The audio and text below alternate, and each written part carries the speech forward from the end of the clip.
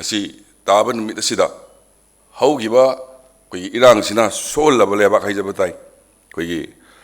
khawang nongpok nusup changnaba yadana irisi masi ngasi gi numit asidagi hauraga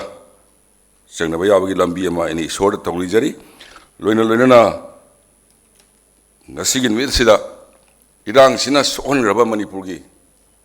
ima iben sing ichan ise sing aduki matik koi economy haibatai awaba thengnaba matamni aduna handaki laiba budget asida koi mai ben isani se haitai lakh ahumga lising yankai da kanaba pinaba budgetary provision leire aikoina center chacharu matamda